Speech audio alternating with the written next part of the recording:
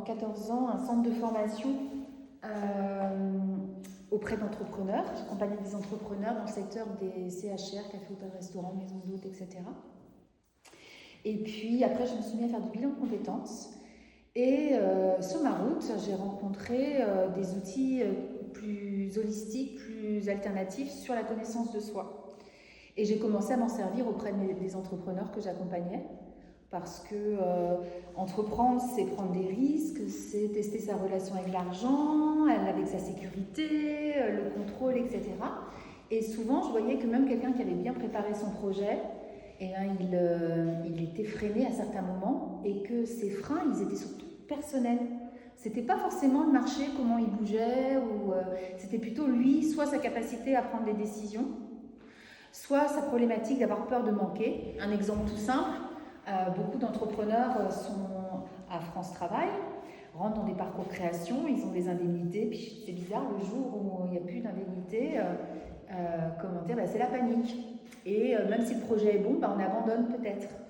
Ou alors aussi, j'avais pu remarquer que les gens qui n'avaient pas d'indemnité avançaient beaucoup plus vite et réussissaient beaucoup plus vite.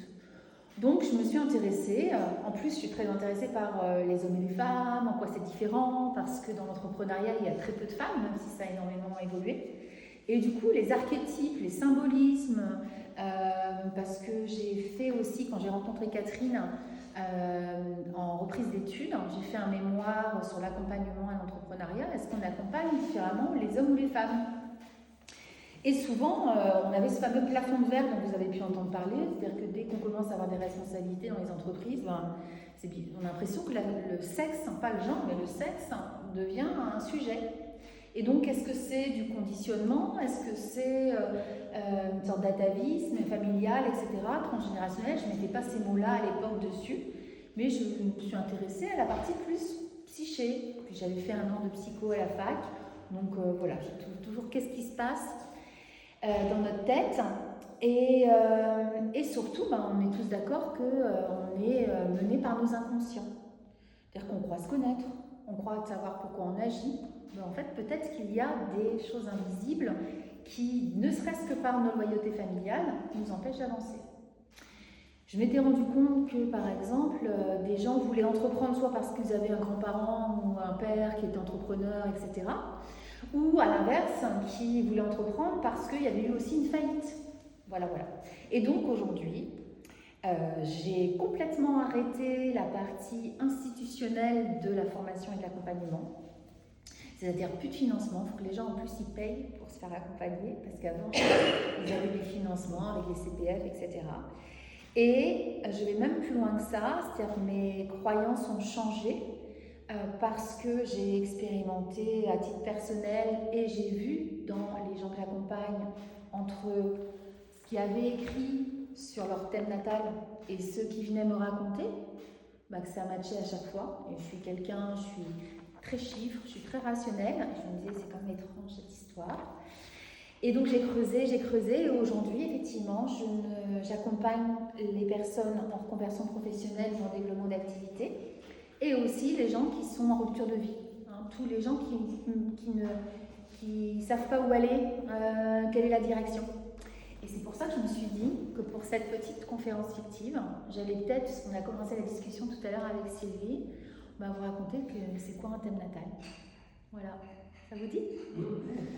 Est-ce qu'il y a quelqu'un qui a envie déjà de me poser une question ? Oui, vous ouais. faites les constellations familiales aussi. Oui, j'en ai fait, j'ai pratiqué. Et puis la personne avec qui je me suis formée, c'est Céline Drouat, elle est fondatrice de l'école française d'astrothérapie à Nantes.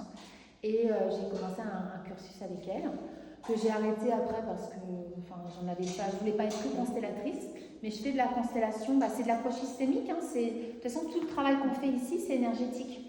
Donc la famille est un système, je suis en interaction même là avec vous, tout est dans l'invisible. Et d'ailleurs, si on veut aller sur les neurosciences, nous sommes constitués de vide et de cellules avec des connexions énergétiques, voilà. Et donc les planètes, c'est le principe. Donc je vais rebondir là-dessus. Alors, je ne suis pas très bonne en dessin, mais c'est pas grave, ça fera le job. Je vais commencer par faire une croix. Parce que le zodiaque, donc ici, c'est celle de quelqu'un que j'accompagne. Quand on connaît votre heure de naissance, votre lieu précis et la date, donc on imprime ce qu'on appelle la carte du ciel, le thème natal. Ça, c'est pour toute la vie. Ce sont les fondations de la maison, et pour plein de raisons, parce qu'en astrologie, on a 10 maisons, j'appelle ça les fondations de la maison, mais c'est aussi une carte au trésor. C'est-à-dire qu'il y a des explications, des portes, des clés. Si on se met en harmonie avec le jeu des planètes, avec comment elles bougent, parce que tout n'est que mouvement, on peut savoir par quel chemin passer. On peut aussi être en harmonie, comme je viens de le dire, avec ce qui se passe dans la matière, dans les rencontres, dans les événements. Je perds mon travail, j'ai une maladie, mais en même temps aussi, tiens, d'un coup, tout s'ouvre et tout sourit, je retrouve l'amour alors que je pensais que c'était impossible. Enfin, il y a plein de sujets. Et donc, ce que j'aime aussi dans l'astrologie, au-delà de la partie très logique, c'est que c'est très en lien avec les rythmes de la nature. C'est très en lien avec les saisons. C'est très en lien avec... C'est comme si on avait... Ça, c'est mon propre écosystème. J'ai un écosystème. Si je fais la carte du ciel de chacun d'entre vous, vous avez tous une carte différente. Alors, il y a aussi des familles d'âmes. Il y en a qui sont nées les mêmes années. Et c'est pour ça que je te disais tout à l'heure, mais je l'avais dit Carnalia. Parce que dans ton attitude tout à l'heure, je me suis dit, il y a quelque chose. Mais en même temps, on n'est pas son thème. Qu'est-ce que ça veut dire? Ici, pour cette personne, il y a écrit effectivement un chemin de vie. Il y a écrit, on peut dire une destinée. Éric Emmanuel Schmitt, l'écrivain, il dit quelque chose sur la destinée que j'aime beaucoup. Parce que souvent, la question avec l'astrologie, c'est la prédiction. C'est, alors, tout est écrit. Et c'est vrai que, par exemple, au Tibet, quand un enfant naît, on lui lit son thème. On ne va pas l'emmener à l'école si, par exemple, dans son thème, c'est déjà un maître ou quelqu'un qui sait. Ou voilà, en fonction de ce qu'on voit sur son chemin, de sa mission de vie, on va déjà l'aiguiller. Donc, on pourrait dire, mais est-ce qu'on est libre, en fait, dans cette vie? Nous sommes bien sûr libres de conscience, libres d'action, mais je pense que notre âme, elle a quelque chose, elle a une inspiration pour nous. Donc je ne croyais pas du tout à ça il y a encore, on va dire 7 ans. Je crois vraiment qu'on choisit sa famille. Je crois vraiment qu'on a des familles d'âme, parce que quand on regarde le thème de tous les membres d'une famille, à travers le génogramme et aussi, moi j'y mêle aussi les chemins de vie et les blessures de chacun, mais c'est une incroyable logique. On est tous au service les uns des autres.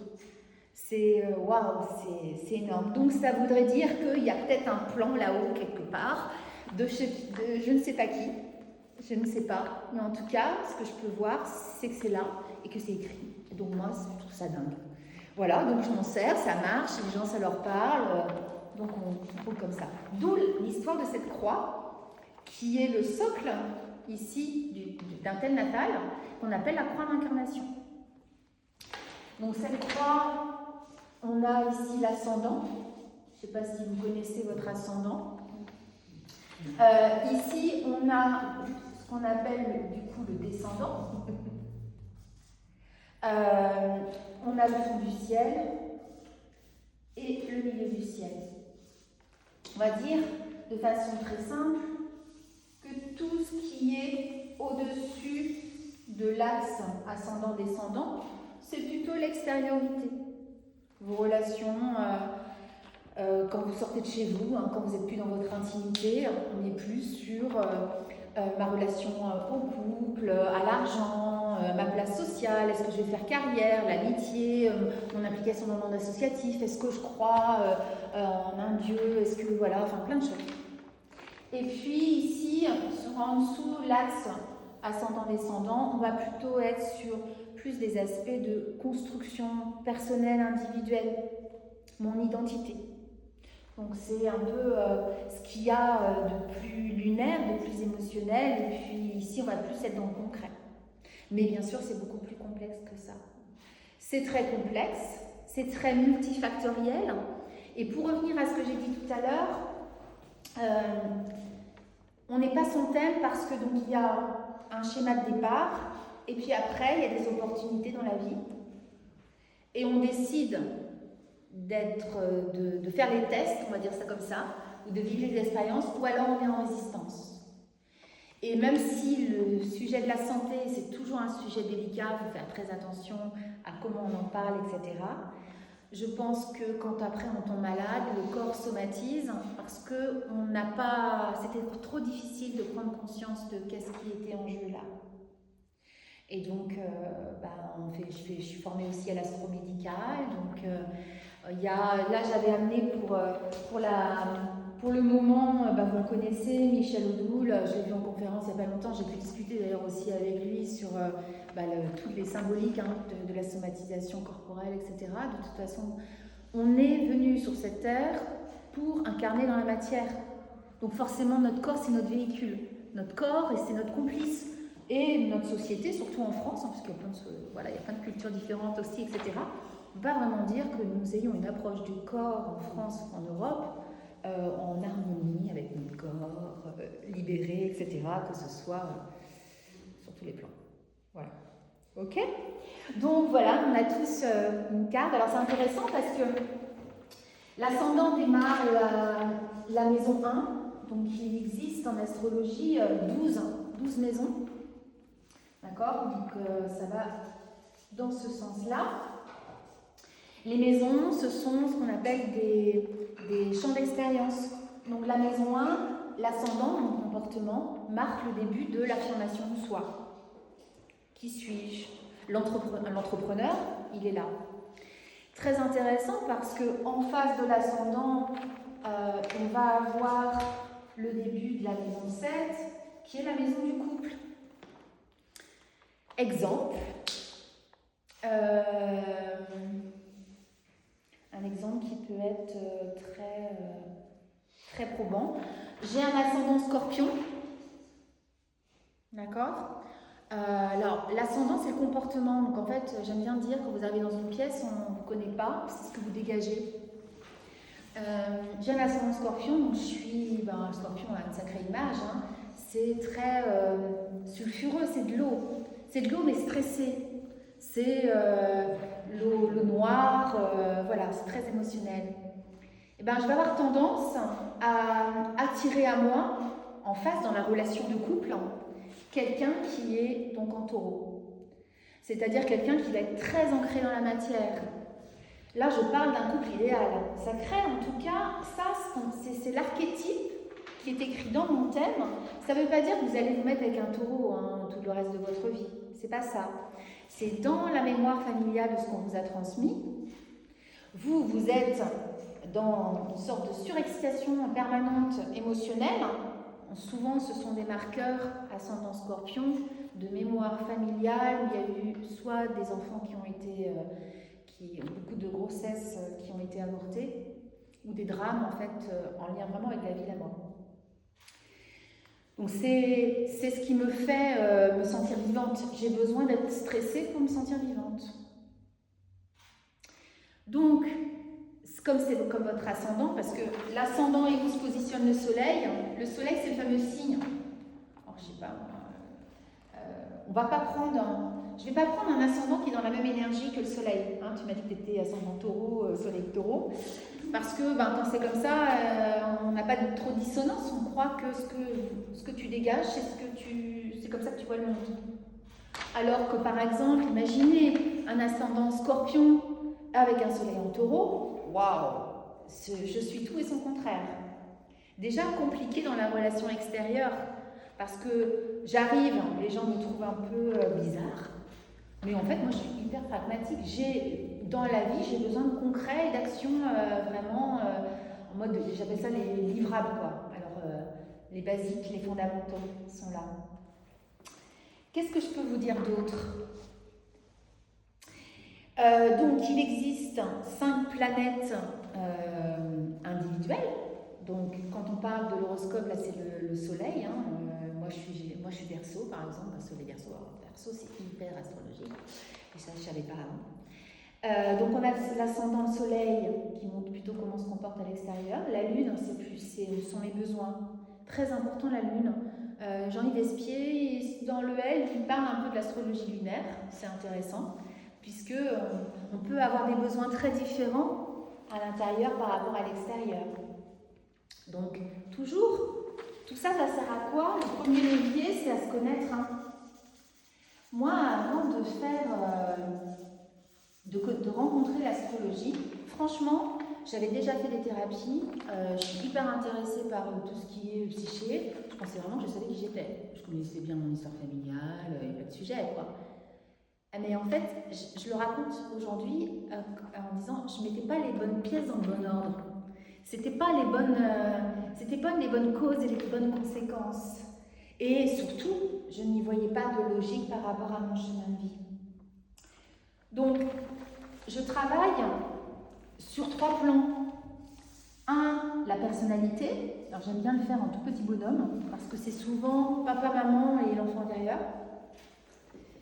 Ensuite, deuxième cercle, je travaille sur la fameuse lune noire dont je vous ai parlé. Bon, ce sont les blessures. Lise Bourbeau, elle parle de 5 blessures. En astrologie, on en a 12 potentiels. Il paraît que plus on a de blessures, plus on est une vieille âme. Ça, je sais pas, je n'ai pas été vérifiée, j'en sais rien. Mais c'est clair qu'on a tous en moyenne 2-3 blessures. Quand vous commencez, moi, mon fils, il en a 7-8. Bon, maintenant, j'ai laissé tomber, je le laisse vivre sa vie. Mais il m'a choisi comme mère, donc c'est intéressant. Et ensuite, évidemment, troisième plan, on a le transpersonnel, donc les enjeux de karma, dharma, le chemin de vie, l'axe où je vais. Ça, c'est en entrepreneuriat, on a souvent la symbolique de la montagne. Et on dit aussi que c'est le chemin qui compte et pas la destination. Alors, je ne suis pas tout à fait d'accord. Parce que si vous ne savez pas si vous allez, la destination finale, c'est le Canada ou si c'est le Japon, malgré tout, vous allez quand même mettre beaucoup plus de temps à trouver la bonne destination. C'est vrai qu'on peut vivre sans astrologie, même si moi, aujourd'hui, je regarde tout le temps tout ce qui se passe. Parce que j'en suis complice et je me sens quand même libre avec ça. Mais vous trouverez la destination parce que la vie va s'en occuper. Moi, c'est mon expérience. Mais ça sera plus long. Donc, se faire accompagner, connaître son thème. Et donc, comme je suis très attachée en tant que Verseau à la liberté individuelle, je vais monter prochainement des petits ateliers pour apprendre l'astrologie, mais pour des particuliers. Pour que chacun puisse, pas devenir un expert astrologue, mais regarder déjà les premiers points dans un thème et dire « Ah mais oui, c'est vrai que c'est vraiment ça ». Puis de toute façon, vous allez le sentir. Quand on se fait interpréter son thème, on se dit « Mais c'est quoi c'est quand même dingue, comment cette personne-là qui ne me connaît pas, elle dit les mots justes ». Voilà. Et bien donc dans cette carte, il y a, vous voyez, des planètes, il y a le chemin de vie indiqué, il y a les blessures, et puis après la vie, la personne elle arrive. Quand elle arrive en thérapie, quand elle arrive en coaching, je sais de quoi elle va me parler. Pourquoi? Parce que je vais regarder, je prends sur la carte, et je regarde où se positionne la lune noire, les grosses planètes en ce moment, et du coup ça tombe dans des champs d'expérience. Et donc, je sais si elle va plus être préoccupée par le travail de sa famille ou tout ça. Qu'est-ce qu'il faut vous donner le lieu, l'heure Oui, le lieu et ta date. Ça, en général, les gens le connaissent. Pour ce qui est de l'heure, livret de famille, en général. Ou alors demander un acte de naissance. D'accord. Quand on n'a pas l'heure, on met midi. Parce qu'on se retrouve au milieu. Moi, ce qui va être important, c'est de bien déterminer le début, c'est-à-dire l'ascendant. Si quelqu'un a un doute, ou si quelqu'un s'appelle une cuspide, si quelqu'un est, par exemple, quand on est un peu plus âgé, il ne se prenait pas la tête avec des zéros. Si quelqu'un arrive et me dit « je suis né à midi 07 », je ne me pose pas de questions. Si quelqu'un arrive et me dit « je suis né à 20h », et que ça tombe pile sur une petite cuspide, je vais lui poser des questions et je vais voir son comportement. Parce que on est sur les 4 éléments, L'ascendant, on voit bien quand quelqu'un il est feu, ou quand quelqu'un est plutôt dans la réserve, ou quand quelqu'un est plutôt à parler, etc., etc. Moi, par exemple, je suis un peu un extraterrestre parce que j'ai un ascendant Lion, mais j'ai un soleil en Verseau. En fait, mon ascendant, il est là, mais mon soleil, il est pile là. Donc en fait, je suis tout et son contraire, parce que vous me voyez peut-être pour quelqu'un de très sûr d'elle, etc., mais en même temps, je ne sais pas exactement qui je suis. Et puis ça me va très très bien. Parce que me mettre à... La question qui me met très mal à l'aise, c'est mais alors tu fais, tu me l'as posé tout à l'heure, mais alors tu fais quoi? Si je veux te trouver, je tape quoi? Tu me trouves pas. Faut qu'on te donne mon nom. Et voilà. Parce que je déteste qu'on mette dans une case.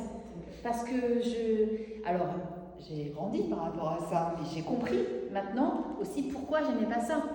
Pourquoi c'était blessant pour moi. Et du coup, ça devient moins problématique aussi dans ma vie. Bon, je peux répondre à quelques questions, parce que je pense qu'après, sur le shooting, on a plein de choses, mais... C'est des questions, vous avez parlé des zodiaques, oui. Donc par rapport au soleil. Oui. L'Asie fait référence à la Lune et à un zodiaque totalement différent. Oui. Quels sont les points communs ou les grandes différences? On a possibilité d'avoir une approche solaire ou lunaire, mais dans le thème natal, on a les deux. C'est pas du tout les mêmes champs d'expérience, donc on peut faire les deux. C'est pas un souci. Moi, je regarde tout le temps le soleil et la lune. Je regarde les aspects à la lune et au soleil. Le karma, donc, puisque je suis astrologue dharmique, ça veut dire qu'il y a un chemin de vie, il y a une mémoire d'âme, on choisit une mission de vie, etc. C'est là où on choisit sa famille. Le karma, c'est la mémoire, c'est le mode automatique. On entend, si vous êtes intéressé par le développement personnel, on entend souvent sale karma, je veux quitter mon karma. Il n'y a pas à quitter le karma. On intègre, on passe de quelque chose de compulsif qui est dans le contrôle à quelque chose de l'ordre de la maîtrise. Quand on a un karma vierge, waouh, on a passé sa vie à regarder tout avec minutie, à vouloir être la petite fourmi travailleuse. On a un sens du devoir extraordinaire. Mais le problème, c'est qu'on est tellement attaché à ça qu'on n'arrive pas à avoir la foi. C'est vrai. Mais ça va mieux depuis que je t'accompagne. Bon, mais c'est une histoire d'équilibre. En fait, quand on est abouti, et donc on s'en va, on arrive au milieu. C'est pas je tue et je bascule de l'autre côté, pas du tout. Parce que ça devient de la maîtrise. Et donc on n'a plus besoin d'être attaché à la reconnaissance par le travail, on n'a plus besoin d'être attaché aux détails. Mais alors, vous êtes une super collaborateur d'ailleurs, hein, tous les gens qui ont des aspects en vierge, des super seconds. Hein, c'est sûr que c'est pas l'entrepreneur. C'est pas sa personne qui va prendre. Il y a une telle dévalorisation dans toutes les énergies. Il y a le côté obscur et le côté lumineux. Dans toutes. Et tout est bon à prendre. On ne peut pas avoir l'ombre s'il n'y a pas de lumière. Et c'est hyper important.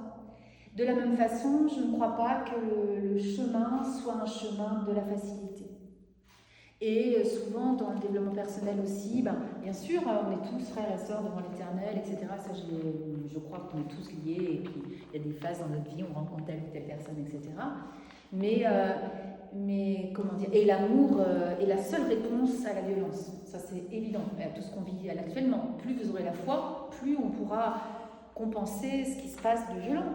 Mais pourquoi, ça c'est mon avis personnel, pourquoi il y a autant de violence, pourquoi il y a autant d'abus, de pouvoir, etc. C'est parce qu'on est arrivé dans une société où on ne veut pas voir la face obscure.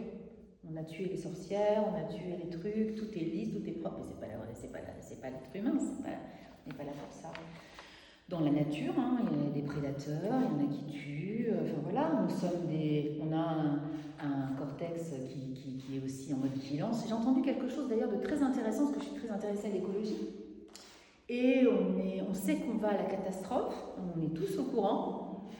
Et pourquoi on est dans un tel déni? Et pourquoi, au-delà, je laisse de côté la politique, hein. J'ai entendu quelqu'un qui disait que nous sommes fabriqués pour répondre, pour être en vigilance, donc sur les peurs, mais de l'immédiat. Les peurs donc on a tous des peurs encore une fois différentes, mais individuelles. Et que l'enjeu écologique, Verseau, donc nous, Pluton, non je ne suis pas, bah oui ce serait mon thème, donc Pluton, la planète la plus puissante du zodiaque, qui met 250 ans à faire le tour. Vous imaginez bien que quand Pluton est positionné à un endroit, comme il met 250 ans à faire le tour, il reste très très très longtemps énergétiquement à un point. Moi je l'ai sur mon soleil depuis 5 ans. Il est rentré en Verseau. Je suis le jour de moi je suis née le 21 janvier, le jour de mon anniversaire, c'est comme si c'était depuis quelques années un rendez-vous avec le collectif. Par exemple, le jour de mon anniversaire cette année, toutes les planètes, c'était hallucinant, toutes les planètes collectives et personnelles étaient alignées quasiment toutes au même endroit. On vient de rentrer dans l'ère du Verseau, c'est l'ère du collectif. C'est l'ère mais on s'en fout d'être un homme ou une femme, nous sommes des âmes qui sommes ici, et l'enjeu de l'intelligence artificielle et de la nature est ce qu'on va vivre pour les 20, il reste 17 ans maintenant pour les 17 prochaines années. Ça veut dire quoi? Ça veut dire qu'on avait oublié d'être des humains, pour moi. On avait oublié de se connecter à aussi la spiritualité. On était devenus des robots dans le travail. Et l'IA, pour moi, si on accepte l'expérience, va nous ramener à notre humanité. Parce qu'ils vont prendre le rôle automatique, ils vont être meilleurs que nous. Donc il n'y aura plus de boulot, il n'y aura plus de tout ça, sauf que l'IA ne pourra jamais avoir d'intuition. L'IA ne pourra pas dégager de l'amour. L'IA ne pourra pas... j'ai pas de façon... voilà, et c'est ça. Et c'est ça qu'on doit vivre sur les années qui arrivent pour qu'on reconnecte à notre humanité. Et ce qui est génial, c'est derrière, c'est du poisson. Et c'est la foi, c'est la spiritualité.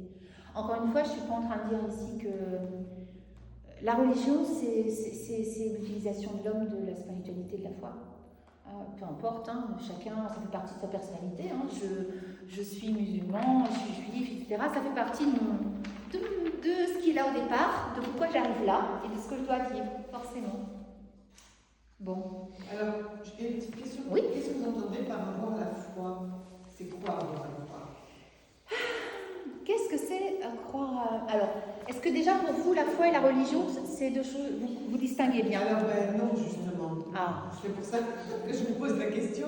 Ok. Je me dis que si j'ai pas de religion, je n'ai pas la foi, mais la foi, ça peut être autre chose. Oui, la foi, c'est le cœur, c'est l'amour, ça part d'ici. Je crois déjà à mon intuition. Oui, je crois que... moi, ma foi, comment dire, déjà, j'ai reconnecté la foi avec ça. Il y avait une telle logique, c'est pareil dingue, il y a une telle logique, je me dis, c'est pas possible, c'est sans nous. Que j'ai intellectualisé au départ. Et un jour, je suis partie faire un soin avec de la musique, enfin des bols au cristal, etc.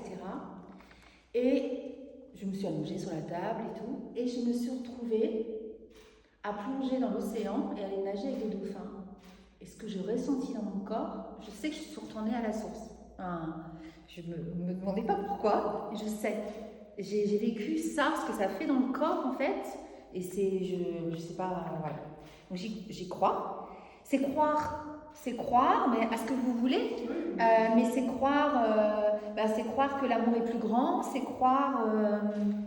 Et alors, ce qui est magique, c'est que quand on croit vraiment, parce qu'on peut intellectualiser qu'on croit. Et dans ce qu'on appelle l'ego spirituel, c'est-à-dire dans les stages de développement personnel, on a aussi des gens qui sont des bons intellectuels de la spiritualité. Et ok, c'est ok, tout est ok. Le vivre dans son corps et dans son cœur, ça n'a rien à voir avec le fait de le vivre dans sa tête. Moi, aujourd'hui, je crois que nous sommes des énergies, ça c'est sûr. Je crois qu'une fois qu'on sort de notre corps, il reste quelque chose et que, je sais pas, j'ai pas de preuve quoi que ce soit. Regardez les gens qui ont vécu des morts, comment on appelle ça, des morts imminentes, voilà. Tout le monde raconte la même chose. Moi, mon histoire avec mes dauphins, là, il y en a d'autres qui ont vécu d'autres expériences. Ça, c'est incroyable. De toute façon, ça se décrit pas. Ça ne peut pas s'expliquer. Mais et quand je dis que ça s'intellectualise pas, c'est que c'est au moment où on cherche pas en fait, on lâche, vous savez, le fameux lâcher-prise. Donc, on comprend bien qu'en fin de compte, il faut débrancher. Il faut arrêter de mentaliser. L'ego, il nous sert, hein, il nous sert à travailler, à nourrir nos enfants, à avoir des amis, à être dans la matière, etc. Mais c'est l'histoire des peurs. En fait, les clés, ce sont les blessures de l'île noire. Donc, j'ai peur, j'ai une mémoire que je vais mourir de faim. J'ai vraiment une mémoire très ancienne que je vais mourir de faim. Donc, je vais dans ma vie avoir forcément des difficultés avec le travail, avec la sécurité matérielle. Et donc, chez certains, ça peut se manifester par j'épargne énormément, je ne change pas de travail parce que j'ai peur qu'après j'en ai pas. Enfin, il y a plein de sujets comme ça. Et bien, la vie nous ramène toujours à cette problématique tant qu'on ne l'a pas affrontée. C'est comme un trou noir. Moi, je me suis mariée 2 fois avec le même homme.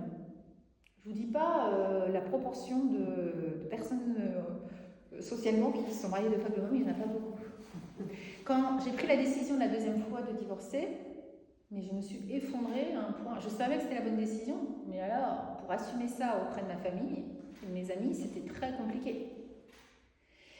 Je savais pourquoi je le faisais, mais j'étais poussée par quelque chose qui était au-delà de moi. Je me respectais en le faisant. Mais je me suis vraiment effondrée. Et un jour, dans mon corps, parce que je crois que c'est le corps qui parle, de la même façon qu'on ressent différemment, est-ce qu'on le ressent dans le ventre, est-ce qu'on le ressent dans le cœur, etc. J'ai vraiment eu ce sentiment de tomber dans un trou noir. Je suis tombée physiquement par terre. J'ai accepté de me mettre à genoux, mais tellement j'étais prise de l'angoisse et de la peur de ce qui allait m'arriver après derrière. Et c'est difficile aussi de l'expliquer, mais c'est parce que j'acceptais de tomber que je me suis rendu compte que ça n'existait pas. Qu'il n'allait rien se passer. Qu'au contraire, parce que j'ai affronté ma peur, j'ai eu un regain d'énergie derrière incroyable. Aujourd'hui, vu tout ce que j'ai perdu mes parents, j'ai perdu des entreprises, j'ai perdu beaucoup de choses.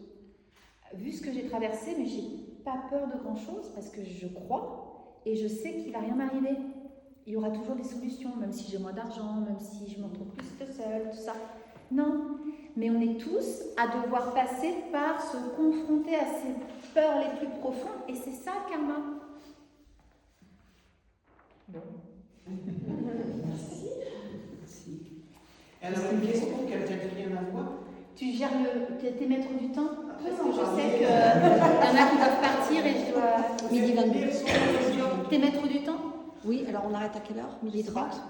Moi, ça serait bien. Midi 30, ça serait bien. Mais il est presque midi et demi. Ah oui, il va falloir qu'on arrête. Ouais. Juste une question sur l'horoscope.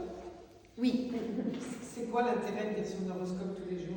Je pense... Alors, c'est marrant parce que j'en parlais tout à l'heure. Oui. Mais c'est ça, parce qu'il y a plein d'écritures. On peut lire dans plusieurs journaux. Alors, l'horoscope, c'est sur les 12 signes. Oui. D'accord? Donc, l'horoscope, on prend les 12 signes et on gère. Parce qu'en plus, si vous voulez, ça fait 30 degrés ici. D'accord? Et l'influence en fait d'une planète, bon, ça dépend, hein, mais on va dire que c'est 4 degrés avant, 4 degrés après. Quand vous faites un horoscope sur 30 degrés, c'est-à-dire tout le signe, toute l'énergie du signe, c'est pas possible que ça vous touche. C'est-à-dire que vous pouvez, je sais pas, je reste sur Pluton, il est conjoint au Soleil en Balance en ce moment. Bon, on va rester sur le Verseau. Alors, bon, je recommence parce que c'est la réalité. Là, en ce moment, Pluton est à 4-5 degrés du Verseau. Si je suis Verseau, mais que je suis à 28 degrés du Verseau, je ne le sens pas encore, Pluton. Donc je peux, même si je m'appelle Jean-Yves Espier ou des grands astrologues et que je dis ce que ça fait Pluton en Verseau, il ne faut pas que je me l'approprie à moi. Mais ce qui est intéressant, c'est que c'est du collectif. C'est-à-dire que même si je n'ai pas de planète en Verseau, et quand Pluton est en Verseau, tout le monde est concerné par les enjeux. Alors, c'est quoi être un être humain? Liberté, égalité, fraternité. C'est quoi la relation à la nature, à l'écosystème? Est-ce qu'on est tous, on est tous interliés, on est tous liés les uns aux autres, même à l'autre bout de la planète? Alors si déjà on reconnectait avec ça, waouh, on aurait déjà peut-être un peu plus de tolérance, un peu plus de tout ça, blablabla. Et si on avait moins de peur, parce qu'on s'occupe de ces problématiques de peur, Quand le voisin a plus que moi, quand je me fais critiquer par quelqu'un et qui projette sur moi quelque chose, ça me touche moins. Et je me dis, j'aime bien aussi quelqu'un une fois que j'ai entendu qui disait, on est tous à des niveaux de conscience différents. Et c'est ok. Il y en a, ils sont pour l'instant qu'au niveau de la maternelle et c'est ok. Et il y en a, ils ont peut-être déjà le doctorat. C'est pas grave. On n'est pas venus tous pour la même chose. Chacun s'occupe de soi et le monde ira mieux. Complètement improvisé tout ce que je vous raconte. Hein. Voilà, en tout cas, merci. Je pourrais en parler pendant des heures et des heures. Donc, l'horoscope, moi je dis que c'est souvent un moment où, tiens, on prend un temps pour soi, on s'assoit dans son petit café ou son petit thé, on regarde le soleil, on dit, tiens, c'est rigolo. Ce qui est important, c'est qu'est-ce que ça a comme impact pour soi. Parce que c'est aussi intéressant de se dire, ah, il dit ça, mais moi je suis pas d'accord. C'est pas du tout ce que je vis en ce moment. Ouais, mais c'est ok. Voilà. Une petite dernière question ou pas, Isabelle? S'il y en a, hein.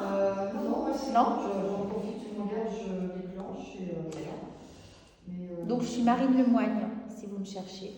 Il faut chercher où du coup? Sur internet, tu tapes Marine Lemoigne, tu me trouves, il n'y a aucun problème. J'ai des YouTube, des machins, des Insta, des tout ça, pas de souci. Le séparé. Voilà. Comment, voilà. Le séparé. Marine Lemoigne. Vous me demandez du nom. Oui.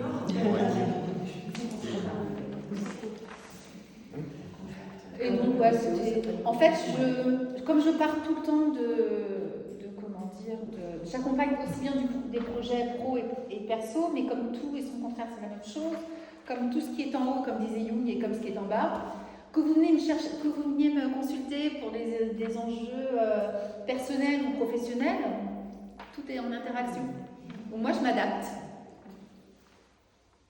Et puis, depuis que j'ai découvert cette merveilleuse carte au trésor et ce message qui est laissé là pour nous,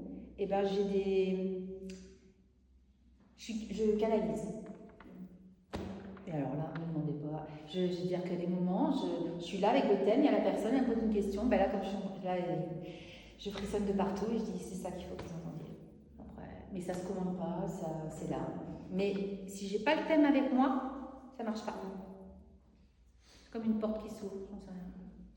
Mais je sais que c'est ça qu'il faut entendre. Qui c'est qui me parle? Je n'en sais strictement rien. Comme je devine dans les maisons où il s'est passé des trucs. En plus, comme en ce moment je cherche des maisons, je ne dis pas, il y a des endroits.